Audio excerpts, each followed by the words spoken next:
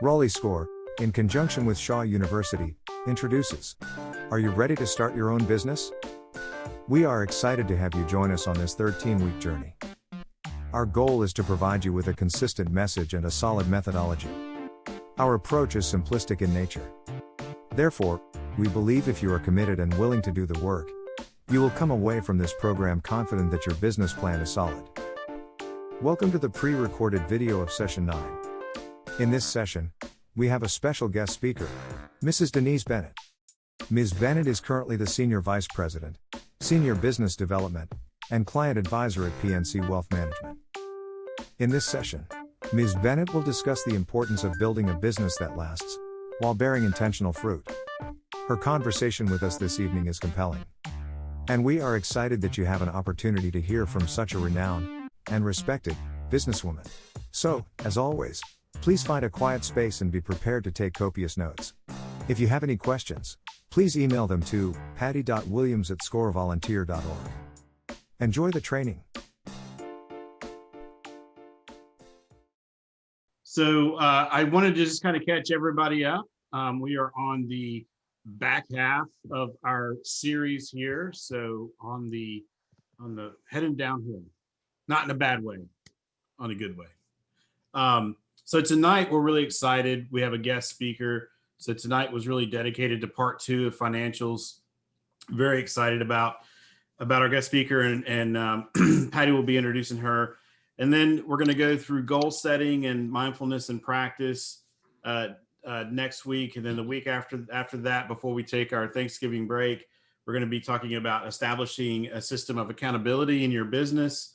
And then on 12/3, it's your time. So we're going to be looking for people who would like to volunteer to present their business plans to the group and share their ideas and kind of what they've pulled together through the last several weeks. And then we are going to end with a celebration because everybody here has put in so much work. We're so proud of you guys and so incredibly excited. And we're also going to talk about, building that supportive community as we leave this. Hopefully that you've had an opportunity to network with people, you meet people here in the course. I know I've met some people here through our conversations and homework and everything else. And so we're going to talk about having that supportive community, because that is absolutely essential to, as you're going through your business journey, is having people that you can lean on and can provide you support when you need it, and how you can also do that for others.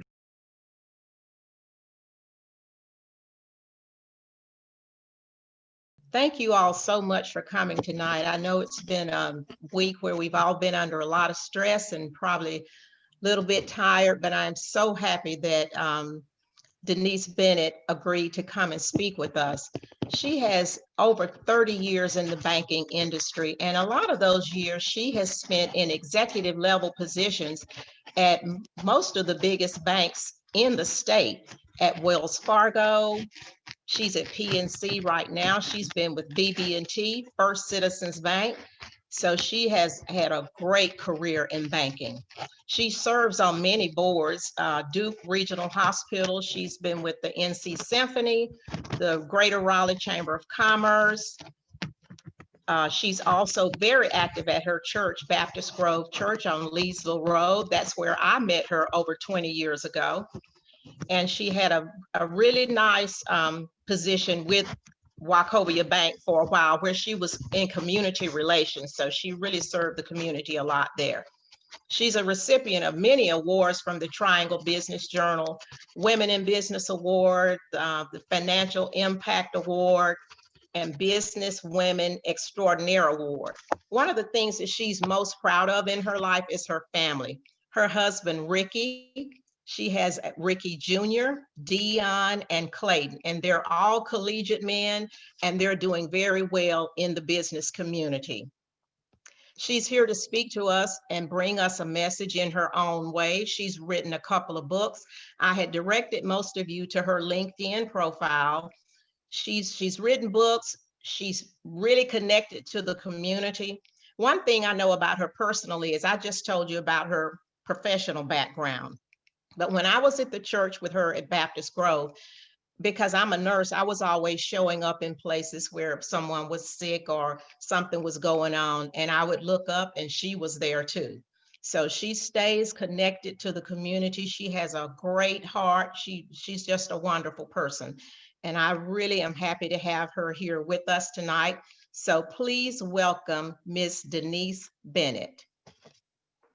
Patty, thank you so much.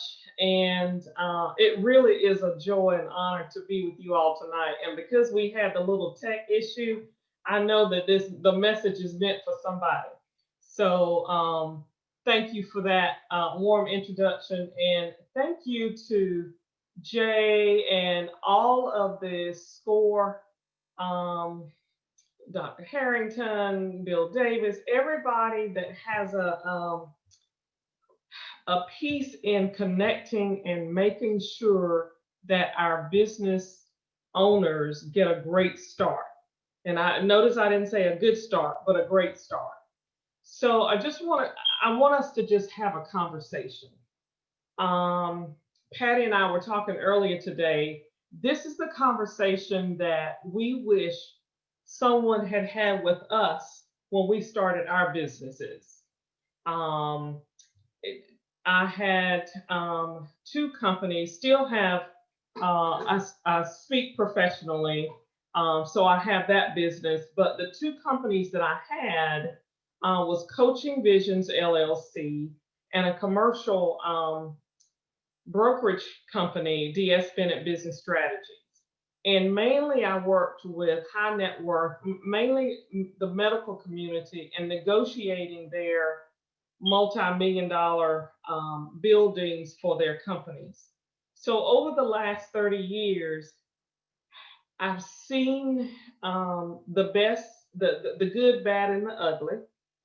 And because I'm in wealth management today, I do believe that I could not have orchestrated this move in this season if I had tried. So I know it was not, it was ordained. So what I do today is work with individuals and families who are at the point where they are selling their companies, having M&A activity, mergers and acquisitions, either being sought after to sell their businesses. So over the last 30 years, I've lent billions of dollars in the community, and now these people are selling their companies, and it's a thing of the rich getting richer. So I'd like to just share some of the things that I have seen that Patty and I wish that we had known, and hope you all will really take stock in the work that the people that are pouring into you from SCORE. So I wanted to title this as Building a Business That Lasts While Bearing Intentional Fruit. So as you're looking at your business plan, I want you to think about these things that I just want to share with you. So building a business that lasts while bearing intentional fruit. So, and I want to start with a quote by Stephen Covey: begin with the end in mind. So look 5, 10, 15, 20 years down the road. And I know if we have younger participants, they're going to say, oh, that's a long time. Let me tell you, those years go by so fast. So if you know where you want to end up, you've got to develop that strategy of where you begin today. So for a moment in your business plan and in your mind, where do you want to end up 5, 10, 15, 20 years from now? Is your business, are you creating a job with this business? Is this a hobby? Or are you building a legacy with this business? And your business plan is going to be different if this is a hobby, or if you're creating a job just for yourself, or if you're really creating a legacy. And a legacy is that you would work the plan, because if you have a true ongoing concern, a true business through all of the stages, it should run without you being in it day to day. So if you're building a business plan and a business model where you have to be there every day and touch everything and see everything and do everything yourself, that's not a business.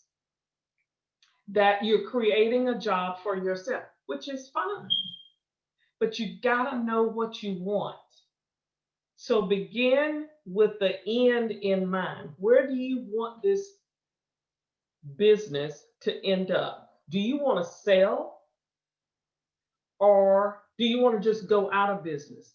One of the sad things that I see is many businesses that one sector of the community builds. We run our business and we go out of business. Whereas the mindset of other people is that we develop this model where we can sell it, make money, retire off of it, and leave a legacy for our children and our children's children. That's a whole different business plan. So you've got to decide whether you're doing a business and your business plan and your business model to be a job, a hobby, or a legacy. But first, I want to congratulate you on being business minded. But I also want you to change your mindset. Stop calling yourself a small business.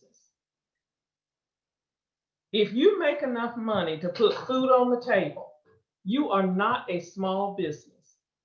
And that is one thing that I have seen people of wealth, and our clients, our sweet spot is liquidity, cash money of $5 to $50 million. So we're talking about real dollars here. But the difference in what I have seen over the years is a different mindset. When people call themselves a small business, it already has a different connotation in your mind. So as you're building your business plan, instead of saying small business, I want you to put in another adjective. I have a blank business. And I'm not going to give you the adjectives. You need to come up with your own adjective, but stop calling yourself a small business. In your business plan, as you're developing it, what pain are you solving in your business?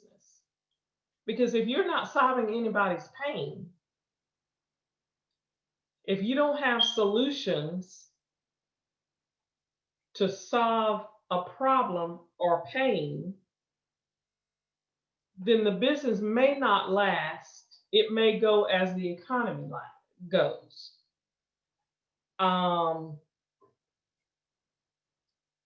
So what pain are you solving in your business?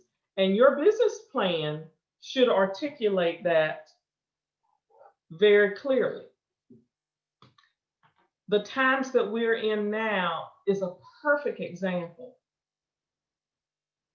Can your business sustain, not survive, but thrive through hard times?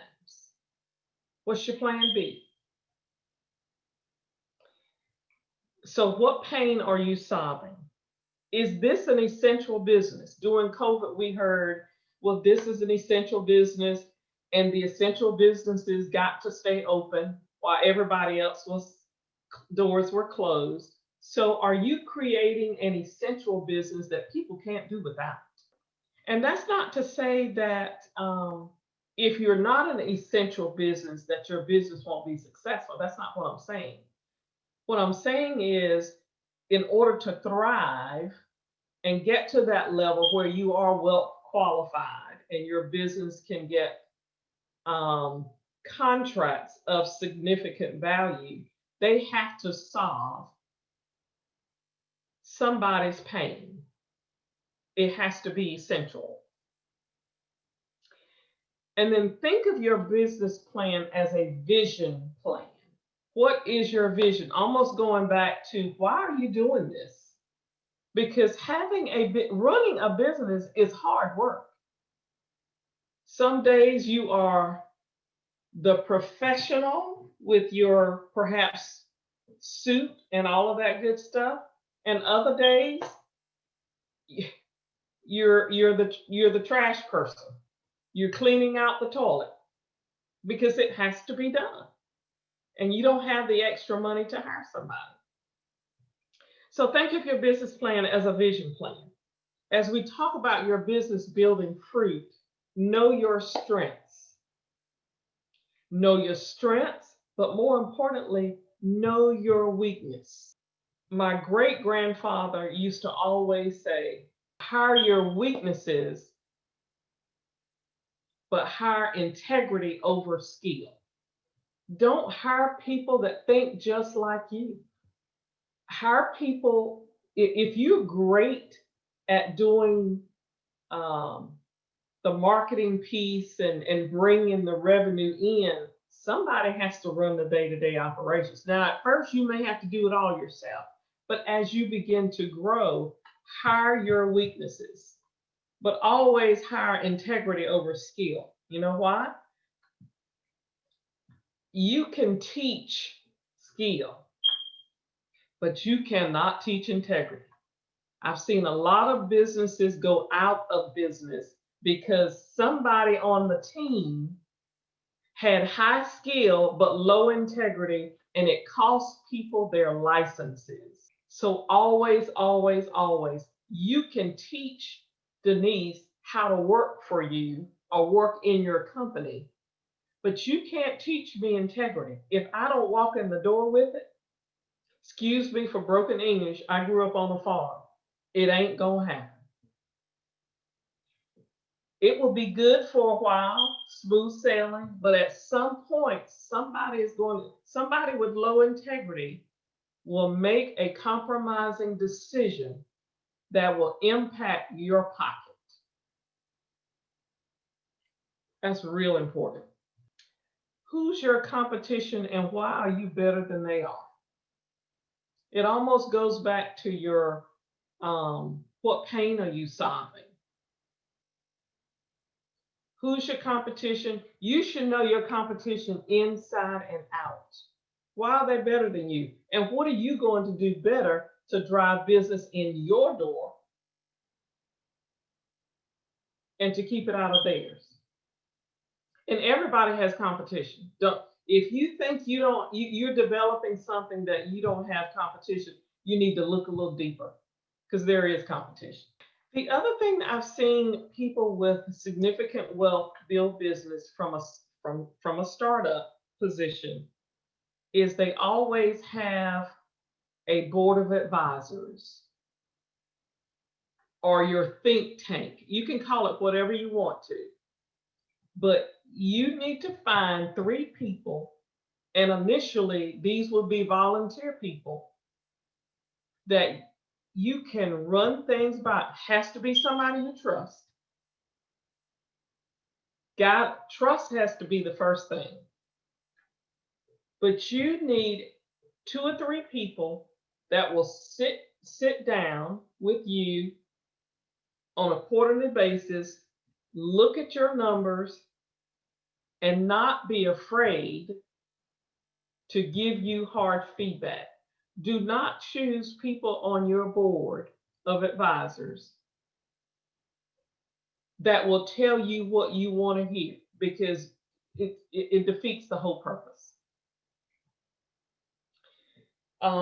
That's really, really, really key, because that's where people can really change the trajectory of your business.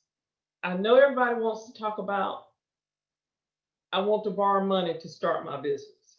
So let's talk about in your business plan, where's your seed money coming from?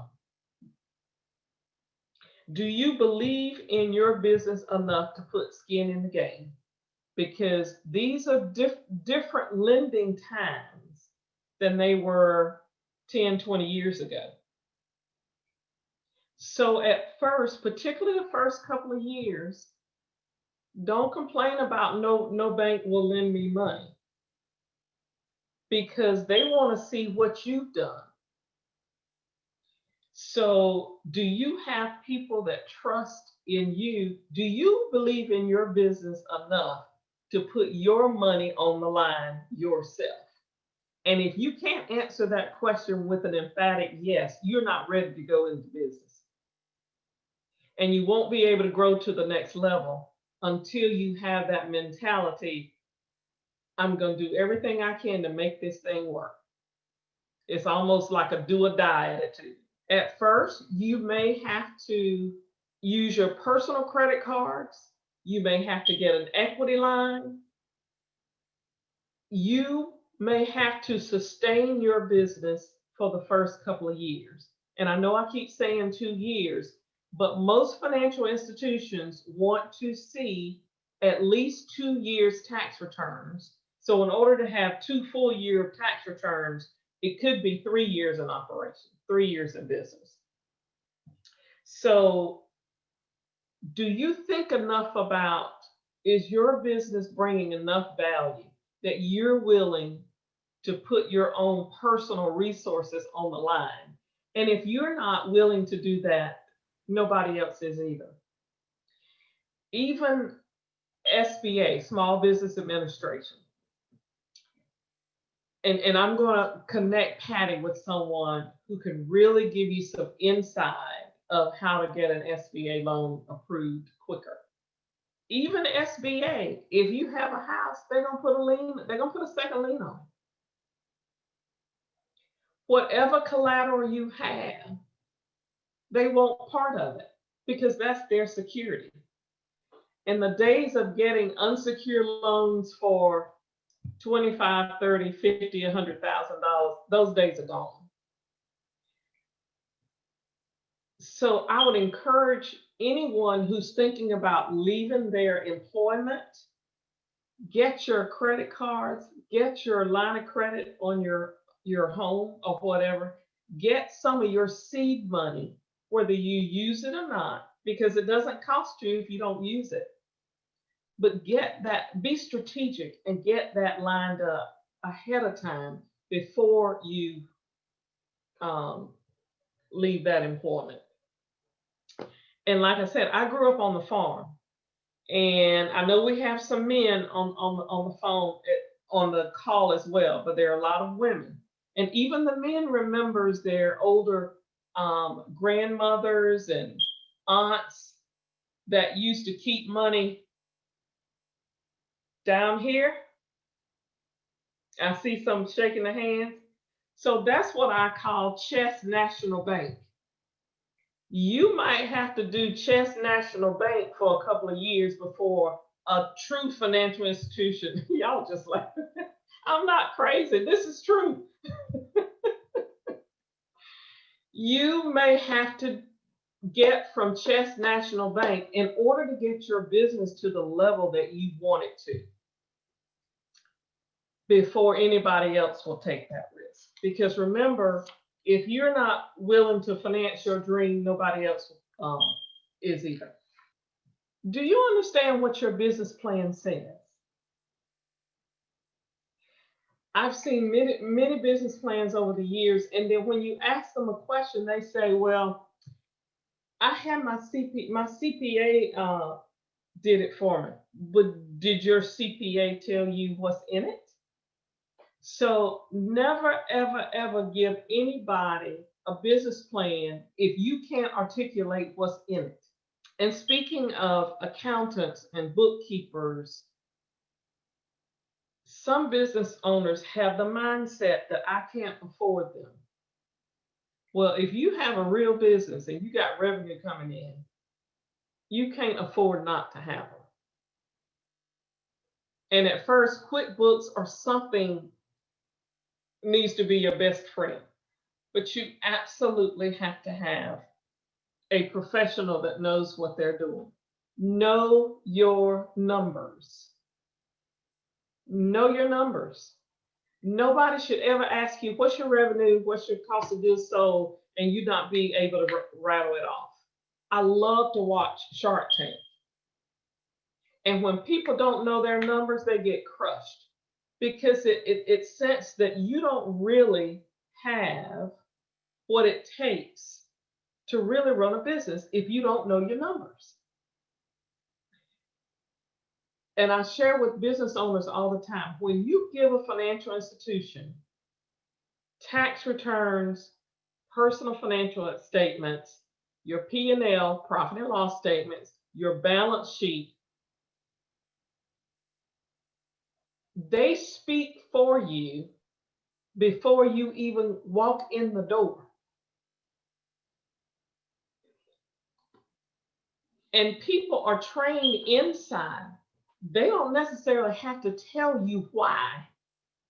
And oftentimes they don't. But oftentimes businesses get declined based on what someone sees. And then when we ask you questions about it, when you can't explain your numbers and why the trend analysis says this, or the cash flow says this, or your accounts receivable are doing this, it just gives the impression that you're not able to run your business effectively. You gotta know your numbers. You got to know, if you're paying a CPA, an accountant, a bookkeeper to do your books, you've got to be vulnerable enough to say, I don't understand what this means. I need you to teach me. Because they're going to give you an invoice for the services. So if you don't take advantage of all of the ins and outs, that's nobody's fault but yours. And if you don't know your numbers and your numbers are declining, or if your accounts receivables are out of whack, we can't blame that on anybody else. The other thing that just popped in my mind is line of credit. Businesses get lines of credit. And typically the purpose of a line of credit is to fund operating expenses. So, and most lines of credit have an annual review period. So when you go for the annual review, they ask you to send your tax returns, all of your financial information in. And then we look at the line of credit to see how it was used. So a true line of credit should go up and down. I'll just say $100,000 line of credit. You use 10, you pay it down. You use 25, you pay it down. Even if you don't pay it down to zero, you pay it down. That line of credit should always do this. If we see a line of credit doing this, that means you're using the line of credit for day-to-day operations, and you're not using it as a line of credit. It's the best way to get your line of credit pulled, and it will be pulled. A line of credit is not intended to fund permanent needs. So if you need a company vehicle, you need to get a loan for the vehicle, unless you have enough revenue, particularly if you have contracts coming in, that you can pay it off. But a true line of credit should go up and down, up and down. And that's how a lot of businesses get in trouble. They get that first line of credit, they use it improperly. And I will be honest, all bankers are not created equal. And some don't share all of the ins and outs of how it should work. They just assume people know. And if you don't ask, they think you know. And they don't bother to dig deeper to find out if you know. Just because you have a business plan does not mean somebody's going to lend you money. I'm just being very honest. Just because you have a vision plan or a business plan does not mean that you're going to get the loan that you want. That shouldn't keep you from striving for that. But you may have to finance, particularly our startup companies, you may have to finance some of that yourself. Relationships, relationships, relationships. Start building relationships with bankers, accounting professionals. Use your network. But I can't tell you the number of opportunities missed because people have not taken the time to network and build relationships. And let me tell you, networking is not a dirty word. That's how revenue is built. It's by having those strong relationships.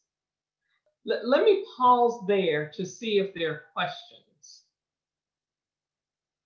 So Ms. Bennett, thank you for that. This is very insightful. There is the one question I saw in here. I took a photo so that I wouldn't lose it. The question is there a threshold banks are looking to lend money, such as annual average income is not less than some amount for the first 2 years? And that's a great question. And it really depends on the bank, what type of loan you're looking for, how old your business is, what's the purpose of the loan. It's not a cookie cutter answer. It really depends. And the next question is, does being a hub, historically underutilized business, a woman-owned business, or any of the other distinctions for small and or woman-owned businesses give you a preference to get a commercial loan or line of credit? It does. And here again, it depends on the financial institution. Those certifications are oftentimes more valuable when you're getting contracts and not necessarily loans. Okay. Because your certification, remember, when a financial institution makes a loan, the first thing we're looking for is, what is my source of repayment? And then what is my secondary source of repayment? That therein comes your collateral. The first source of repayment typically is the revenue generated from the business. Your secondary source of repayment is whatever the collateral is. And then oftentimes your third is your personal guarantee. What do you have that, if the loan went belly up? But those certifications come in more importantly when you're getting contracts to get that revenue in your company. So great question. But certifications equal more contracts, not necessarily more loans. And then this question is, can you expound more on the particular use of a line of credit? So you referenced a vehicle use, and that really is more of a loan and not line of credit. So this person wants to know what items might be considered for the line of credit to spend. Great question. And let me go back, and that vehicle loan for your company is a term loan. And what we mean by term loan is just like your personal vehicle. If you finance it for 3 or 4 years, that's a term loan. That means you make a monthly payment set every month. That's the term loan. A line of credit is intended for the operations of the business. So payroll. Is to fund payroll until you get those contracts in, the revenue from those contracts in your company, so that it will continue to flow. And that's why that line of credit should go up and down, is because I have payroll on the 15th. I'm going to dip into the line of credit, get $10,000 out. When I get my money from my contracts back in, then I'm going to fund that line of credit. So a line of credit is to use for operational measures, not equipment or vehicles and that sort of thing. Because anything, think of it this way: if it's intended, if the usage is intended for a set monthly payment, that should be a term loan. But if it's part of my operations, inventory, payroll, that's what your line of credit should be used for. So to expound on that, Ms. Bennett, Denise, it's fine. okay. But to expound on that, for someone, many of us are service businesses. So so you acquire the contract, you don't have the revenue coming in consistently, and you need to purchase inventory, materials, what have you. Is that a good example? I'm trying to help some of the questions. Absolutely. Okay. That's a great use of a line of credit. That's what the line of credit is intended for. This question is, as an upcoming business, how soon should one open a business checking account? Once you have revenue, or when you first form the business entity? I guess the question is, should you do it then, or do you wait till you get income coming in, is this person's question. Before you start operating, you should have a business account. You should set that up in anticipation of getting that revenue coming in. Now, you may have to pay some fees or something up front, but here again, are you willing to finance that dream until that revenue comes in? Because once you have money coming in, you and you got to funnel that into QuickBooks or your bookkeeper or whoever. So you want to have all of that set up in place, so when your revenue starts coming in, you're ready to rock and roll. Any more questions, anyone?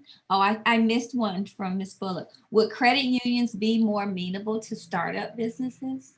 Oftentimes, yes, but I'm gonna qualify that. Oftentimes, credit unions lend to individuals and not necessarily to businesses. So it just depends on the relationship that you already have with the credit union. If you have an account with a credit union, then they may lend you business-wise, but it just really depends on those relationships.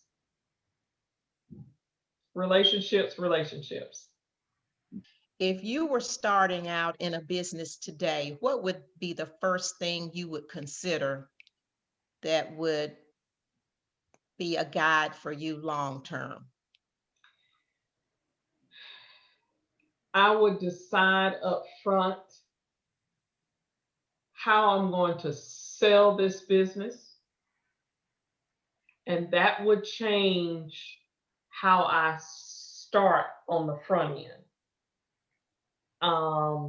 Because I would start the business for it to be a means to an end instead of an end to a means, if that makes any sense. It does. I would make sure that when I have customers coming in, I would make sure that I exceeded their expectations and not meet their expectations. I would make sure my business was recession proof. Who knew that the funeral, even the worst funeral home operator is a millionaire today Yes. since March. I would think differently of how I gave 110% of what we said we were going to do for a client to make sure that they come back and make sure that they refer me to somebody else. I would never want one client. If Patty is my client, I'm going to go above and beyond to satisfy her needs and her company's needs, whatever the company is. Because as I finish up with Patty, I'm going to ask Patty, who are 2 or 3 people that need my services? And will you be my advocate? And we don't ask that question enough. And Miss Bennett, if I could add to that, so as mentors on this call weekly, we share stories and examples of things around that. And when you talk about the 110%, the sweat equity and the commitment that we make, the story I told very early on to this group is I had a particular client who hired me to do a very small project. I went above and beyond, and actually I went in the hole to some degree to add extra little things. It was a training effort. And so of course I could have said to them, you guys get your own badges, your own, those little small touches. Instead, I added that with the intention of being a repeat customer. This was in the beginning of COVID. They called me back in to do the same one-day training 4 additional times. And then that led to my 14th invoice I just sent them a couple of weeks ago. And so I just want to share that to this group as a real experience that it does happen. As a result, and the point I really want to make here is that same customer has referred me to other people without me even asking. And in fact, one of them I shared with Patty, because Patty's one of my mentors as well, sent a unsolicited recommendation. And what she said is, I don't recommend people, but I'm recommending Dr. Angie because each time she gets better and better. And so I say that to emphasize, not to brag about me, but to emphasize how important it is. Because here's what I'm going to tell you. Out of the 25 people who were in this retreat for the 2 days that I was there, I would have bet money that if I was going to select someone that might have given me that type of recommendation, it would not have been her. So you never know who's listening and what they're hearing in what you're saying in the service you're delivering. So for the businesses on the call who are thinking about what Ms. Bennett is sharing, your service is really all you have. It's your reputation. It's your integrity. And what I hear you saying is that's more important than anything else you can have. You have to know who you are. Remember, we talked about integrity and not folding, integrity over skill. Be who you are. Make decisions that you can live with. Give your very, very, very best. And if you work your passion, you will make money and it will come back to you in the long run. So you gotta run your business. You gotta choose. And there's some customers that you may have to walk away from. There's some customers that I don't care how much money they pay you, they may not align with who you are and the integrity of your company.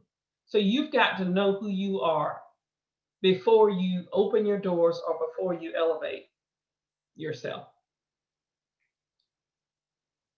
I noticed that you've worked for all of these large banks right here in this community. And I would just like to know personally, how did you navigate from bank to bank to executive level position, and you probably knew some people here or there, but that had to take a lot of skill professionally to be able to do that. Can you speak to that just a little bit? In short, Patty, I will say that I have been incredibly blessed. And I do believe it comes from growing up on that farm. But work ethic is something that you can't pay for. So I didn't navigate my journey as much as it navigated me. And I was just always didn't take every position that was offered because it wasn't the right thing for me and my family at the time. I have 3 sons. But work ethic was everything, and relationships. I've been blessed. That's all I can say about that. Thank you for that. Thank you. Dr. Angie, are there any other questions? I don't see, you have to know me over here. I don't see any more questions. Are there any more questions? Feel free to open the mic or type it in here. I think we're good. Okay. Ms. Bennett, do you have any closing thoughts? I wish you all the best in your businesses. Make it a vision plan and not just a business plan. Begin with the end in mind. What do you want this to be? Is this a hobby? And they are great hobbies.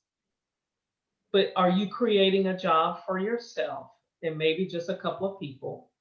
Are you really creating what we call in the commercial industry as an ongoing concern? That means a business that can go through all 4 or 5 business cycles, through infancy to your startup, to your growth mode, to your succession planning, to your exit plan. So begin with the end in mind.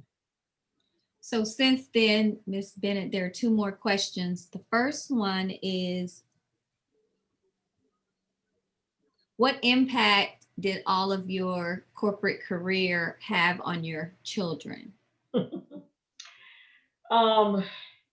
They're all very strong young men. The oldest is commercial banking with at a local bank, and the middle is a 3M executive in Atlanta, has 8 states reporting to him. The youngest one is our entrepreneur by heart. He has at least 3 things going on at one time.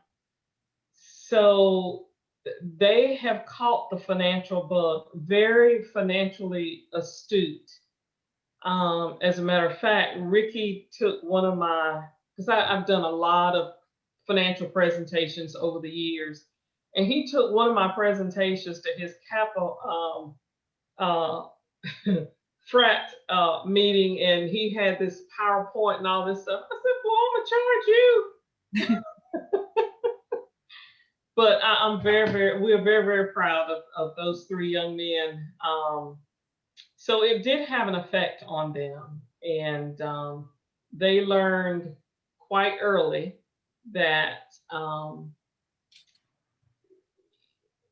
have and have nots, and they learned early. They saw, because I teach a lot about legacy and wealth building.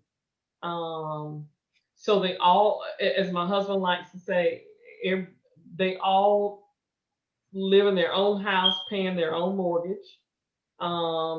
Most of them, 2 of them purchased their first house within a year of graduating from college. So they're very financially astute. So yeah, it really affected them a great deal. And I believe because I drugged them with me when they were so small to doing all these presentations, I didn't realize how much they were listening in the back. But two of them are very, they say thrifty and frugal. I say stingy. And the oldest one who's married, his wife thinks he's stingy, but very frugal. They've done very, very well financially. So yeah, thanks for the question. And then there's another question. When should one launch into wealth management? Great question. And I would love to talk to anybody who is interested in wealth management. And there are different levels of wealth management. My group, like I said, our sweet spot is anyone who has 5 to 50 million. However, we will do all of the wealth planning if someone has $1 million in liquidity. That's $1 million in cash to be invested. And with that, you get all of your legacy planning, your wealth planning, your estate planning, your retirement planning, your philanthropy, your foundations. Remember, begin with the end in mind. So what are you going to do when you make your business is so successful, you make all this money? Are you going to set up a foundation for students who want to go to college with your particular emphasis? Philanthropy minded. Do you want to leave the money to just your kids, or do you want it to go generational beyond that? And then there are other levels of wealth management, less than $1 million. But I'd love to talk with anyone whether it's $1 million or less. I'm glad you raised that, because I do think as people of color, we are not necessarily aware or educated enough about wealth management because we've had so little. And when you think about the legacy of not having, so I'm a first generation college graduate and first generation entrepreneur and first generation to invest any kind of money in my family. There was no one before me to teach me or share that with me. And even in corporate, with the success I had, it took me a while before I finally understood, hey, maybe you don't have millions to invest, but maybe you should talk to someone. And I would say the most valuable lesson I learned, and the point I'd like to leave with all of these people here, 50 people, is that perhaps you should speak to someone before you assume your little bit of money can't do anything for you, because I've seen my little bit of money sustain me through some very difficult times. And I just think that's a valid point. And to hear your take on that as you close out tonight, particularly for all these women, because I think that women are even more naive and unaware about what our money can do for us, even in a small amount. Mm-hmm. And women are the fastest growing businesses, and women are the fastest growing wealth platform, because we tend to live longer. And I have a lot of conversations with women right now where the wealth has come overnight because of, I call them the 3 Ds: death, divorce, or desires. And desires can mean a whole lot of things, but women are coming into wealth at a more rapid pace. And we need to be able to know how to manage that money. And you brought up a point about often we didn't have the dollars, but oftentimes we have the dollars in our hands, but it's not managed properly. Perfect example: when families die and they don't have a will, and real estate is being sold to pay taxes, Mm. that's a wealth legacy that just walked out the door.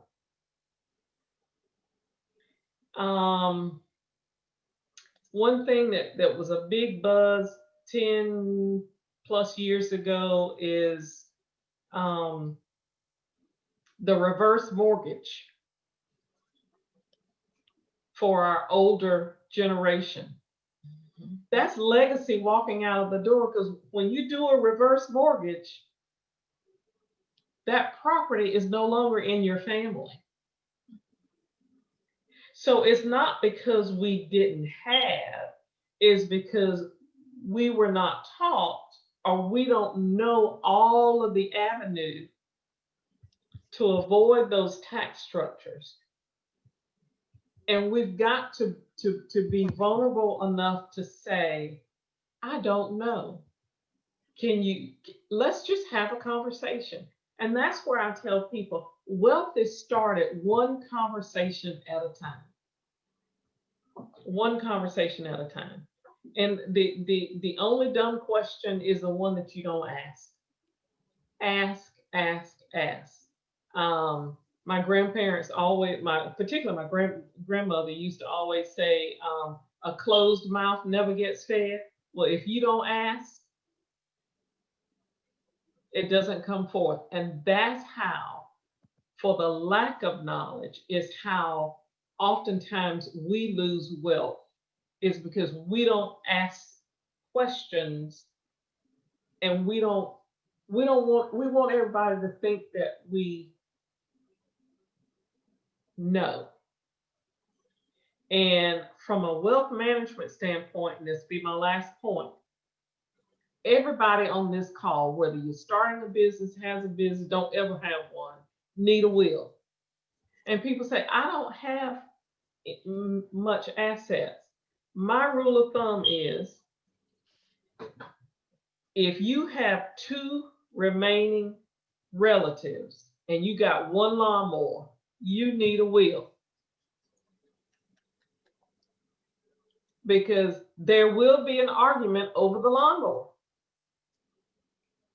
So that is where most people lose their wealth and their ability to grow more revenue, is because we don't take care of that piece.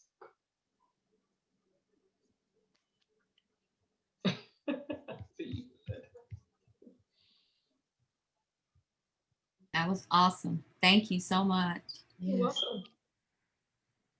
Thank you, Denise. We really have enjoyed you speaking with us today. You brought up so many things that just have all of us thinking about what we need to do. We promise you that we will have you back in some forum. We will be doing something related to this in the future, and we would love to have you. Thank you so much. The group has, I'm sure that everyone has enjoyed it. And we're going to be on a little bit longer to go back into our classwork and homework. You're welcome to stay if you'd like to, but we would understand if you exit at this time. Yeah, I think I better get downstairs and see if my husband see what's up. Thank you. But thank you. It was such a pleasure. Nice to meet you all. And congratulations and much success on your businesses. Thank you, Ms. Thank you. Good night. You're welcome. Night. Bye-bye. Good night. All right. I can't believe I have to follow that up with homework. I get all the dirty work. That's not fair. That was great. I hope everybody really enjoyed that. I certainly did. And if you kind of think through some of the things that were commented on there, are things that we talked about throughout the class, right?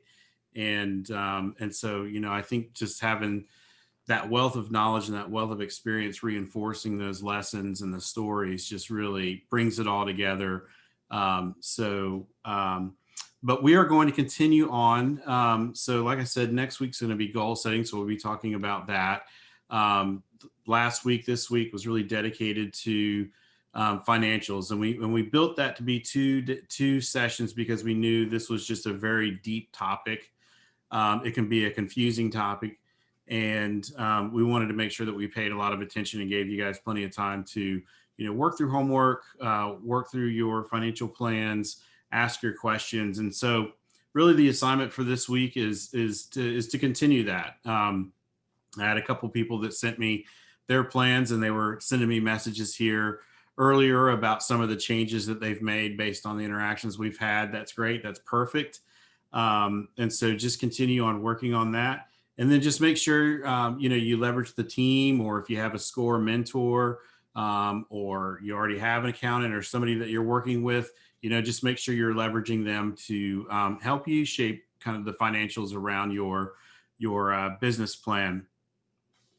So really with that, that is what we have for this evening. We wanted to keep it special, wanted to keep it light. And we wanted to give you some time back. This has been a very long and exhausting week, for everybody. And we want to make sure that in the spirit of our mindfulness and wellness and everything else that we have been talking about, that we make sure that everybody's able to go take care of yourselves. So with that, Patty or anybody, do you have any closing statements or? No, I don't have anything else. Dr. Wood is on the line. Dr. Wood, do you have any announcements or anything tonight? No, I don't have any announcements either, but I look forward to getting with Miss Bennett. I think that was very, very informative. I love when I can hear the personal experiences, and she inspires us to go on to do more. Thank you all. Yes, thank you. Sounds good. All right. All right, Jay, that's, everybody. I don't have anything else. Okay. Well, everybody have a wonderful rest of your week. Enjoy your weekend, and continue to ask great questions and send your questions to us and your assignments, and stay safe. Thank you, everybody. Just one comment. In the chat, someone was asking how they could get in contact with Denise Bennett. They can just contact me. I'll give them her information. Okay. Just contact me and I'll give it to you. Great. Thank you, Patty. We hope you enjoyed session 9 and found it informative. Ms. Bennett provided great advice, in addition to offering time-tested tools to add to your business plan toolbox. This session, along with all of the previous sessions, has laid the foundation for your business plan success. As we move into session 10, expectations are that you continue to be laser-focused on the content and be willing to ask questions. As we approach the end of this training program, it is imperative that you complete your homework assignments and turn them in for review. Also, do not pass on the opportunity to review the program's resource guide, which is listed on the Raleigh SCORE website. Here is the URL. Up next is session 10, which is now open for registration. Simply go to www.raleigh.score.org. Click on the tab Take a Workshop and register today.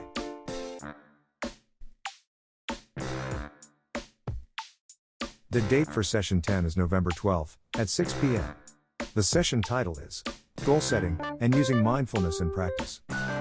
In session 10, we'll discuss how to set goals and milestones critical for the success of your business plan. We'll also check in about your mindfulness practice and discuss other ways to manage stress and maintain a healthy mind, body, and spirit that supports your lifestyle and your business. Session 10 is important, and it always requires an extreme focus on the material. Bill Davis and Darlene Thorne will be your facilitators for session 10. Have a wonderful week. Thank you. Good night, everyone. Good night, Have a great night, Rest well. everyone. Rest well.